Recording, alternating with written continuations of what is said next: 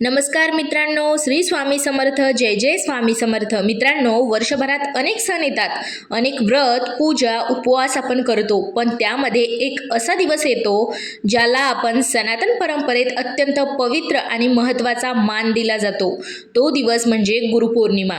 असं म्हटलं जातं की जीवनात जर आईवडिलांनंतर कोणाचं सर्वात मोठं स्थान असेल तर ते आपल्या गुरूंचं असतं. कारण गुरु केवळ ज्ञान देत नाहीत तर अंधारातून प्रकाशाकडे जाण्याचा मार्ग दाखवतात. पण मित्रांनो, आजच्या धावपळीच्या जीवनात अनेक लोक नकळत अशी एक चूक करतात की गुरुपौर्णिमेचा खरा लाभ त्यांना मिळतच नाही. अनेकांना पूजा कशी करावी किंवा कशी करायची हे माहीत नसतं.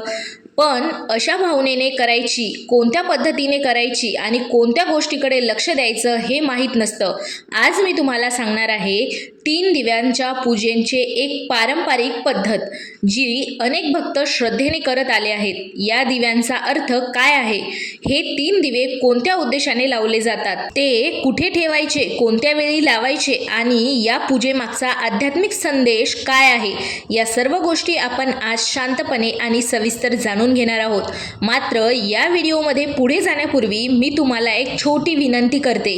जर तुमच्या मनात गुरूंबद्दल श्रद्धा असेल, जर तुम्ही स्वामी समर्थ, दत्तगुरू किंवा तुमच्या सद्गुरूंवर विश्वास ठेवत असाल तर या क्षणी मनापासून कमेंटमध्ये एकदा नक्की लिहा, श्री स्वामी समर्थ किंवा श्री गुरुदेव दत्त महाराज की जय. कारण जेव्हा आपण भक्तिभावाने गुरूंचे स्मरण करतो तेव्हा सर्वात आधी आपल्या मनात सकारात्मकता जागृत होते. आणि मित्रांनो, हा व्हिडिओ शेवटपर्यंत नक्की पहा, कारण शेवटी मी तुम्हाला एक अशी महत्त्वाची गोष्ट सांगणार आहे जी अनेक लोक आयुष्यभर विसरतात. ती गोष्ट कोणत्याही पूजा, कोणत्याही उपायापेक्षा अधिक महत्त्वाची मानली जाते.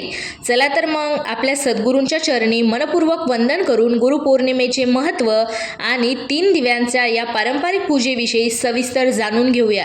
श्री स्वामी समर्थ. जय जय स्वामी समर्थ. गुरुपौर्णिमेचे महत्त्व.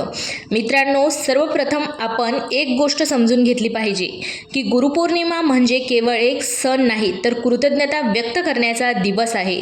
आपल्या जीवनात आई आपल्याला जन्म देते, वडील आपल्याला वाढवतात, पण गुरु आपल्याला जीवन जगण्याची योग्य दिशा दाखवतात.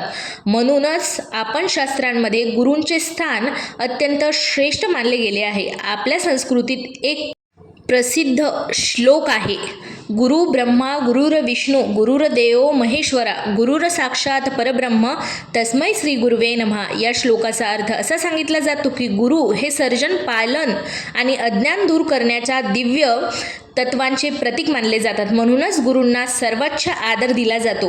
गुरुपौर्णिमा हा दिवस महर्षी वेदव्यास यांच्या स्मरणार्थ साजरा केला जातो. त्यांनी वेदांची वर्गीकरण केले, महाभारताची रचना केली आणि अनेक पुराणांचे ज्ञान मानव जातींपर्यंत पोहोचवले. त्यामुळे त्यांना व्यासपूजा म्हणूनही हा दिवस समर्पित मानला जातो. या दिवशी अनेक जण आपल्या गुरूंचे, शिक्षकांचे, आईवडिलांचे जीवन योग्य मार्ग दाखविण्याचा प्रत्येक व्यक्तींचे स्मरण करून त्यांच्या प्रति कृतज्ञता व्यक्त करतात. आजच्या काळात प्रत्येकाकडे काही ना काही समस्या असतात.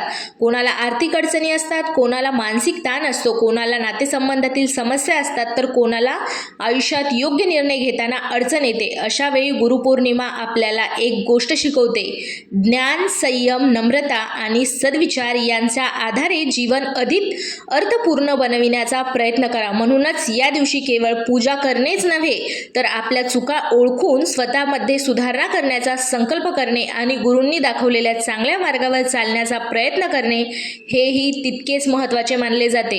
गुरुपौर्णिमेच्या दिवशी म्हणता येणारे मंत्र. मित्रांनो, पूजेदरम्यान श्रद्धेने खालील मंत्र म्हणू शकता. पहिला मंत्र म्हणजे गुरुमंत्र. गुरु ब्रह्मा गुरुर विष्णू गुरुर्देवो महेश्वरा गुरुर साक्षात परब्रह्म तस्मै श्री गुरवे नमः.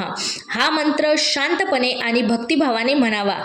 स्वामी समर्थ नामस्मरण. जर तुमची श्रद्धा श्री स्वामी समर्थांवर असेल तर तुम्ही शांतपणे नामस्मरण करू शकता. श्री स्वामी समर्थ, श्री स्वामी समर्थ, श्री स्वामी समर्थ. नामस्मरण करताना मनातील नकारात्मक विचार बाजूला ठेवून गुरूंच्या चरणी मन एकाग्र करण्याचा प्रयत्न करा.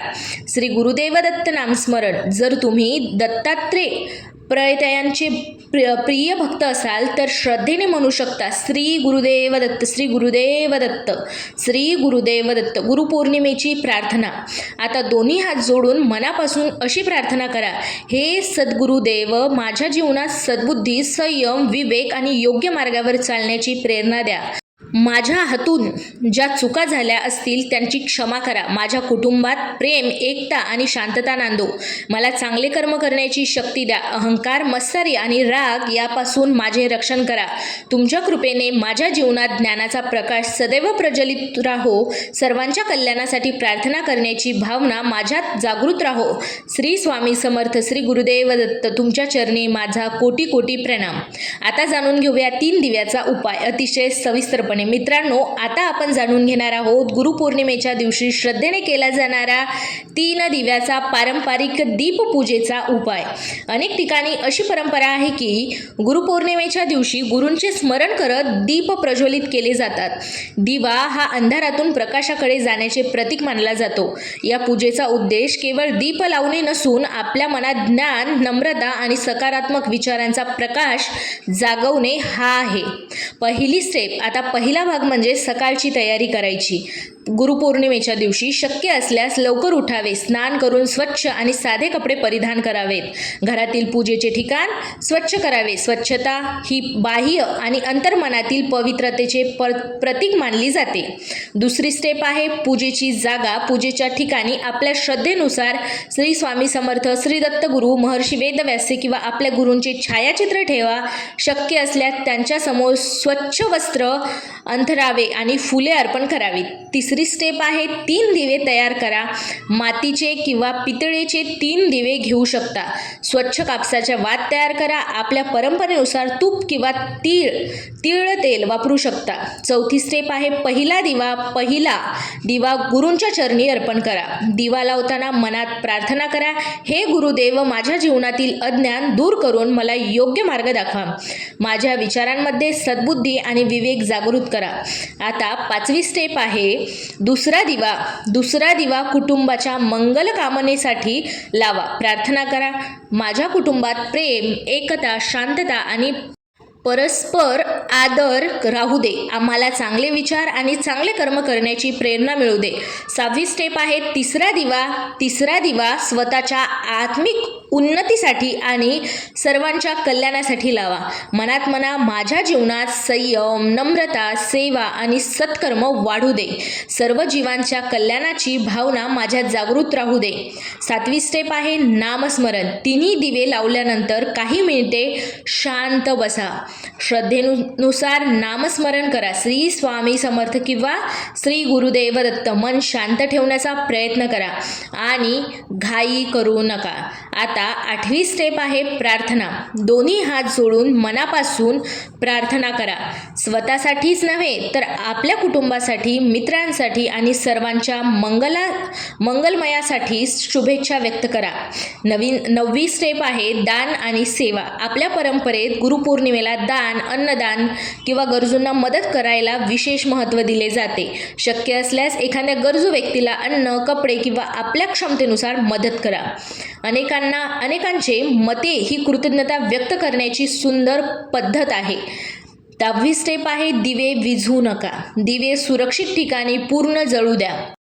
अग्नी सुरक्षेची काळजी घ्या. दिवा विझल्यावर त्याची राख किंवा वात स्वच्छतेने साफ करा. व्हिडिओचा समारोप म्हणजे एवढाच.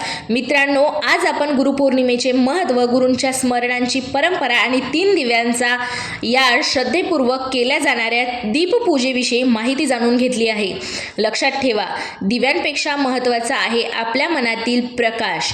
गुरूंच्या शिकवणीप्रमाणे सत्य, प्रामाणिकपणा, नम्रता, सेवा आणि सत्कर्म या गुणांचा स्वीकार करणे हीच गुरुपौर्णिमेची खरी भावना आहे. जर आजचा हा व्हिडिओ तुम्हाला आवडला असेल आणि यातून काहीतरी सकारात्मक शिकायला मिळाले असेल तर व्हिडिओला एक लाईक नक्की करा. तुमच्या कुटुंबातील मित्रपरिवारांसोबत आणि गुरूंवर श्रद्धा असलेल्या प्रत्येक व्यक्तींपर्यंत हा व्हिडिओ नक्की शेअर करा, जेणेकरून त्यांनाही गुरुपौर्णिमेचे महत्त्व समजेल. आणि कमेंटमध्ये एकदा मनापासून श्री स्वामी समर्थ लिहायला विसरू नका आणि श्री गुरुदेव दत्तही नक्की लिहा. तुमच्या श्रद्धेनुसार तुम्ही गुरुपौर्णिमेला काय करता हेही कमेंटमध्ये नक्की सांगा. अशाच अध्यात्म, स्वामी समर्थ आणि गुरुतत्व आणि सण उत्सवावरील माहितीपूर्ण व्हिडिओसाठी आमच्या चॅनलला सबस्क्राईब करा आणि बेल आयकॉन दाबा.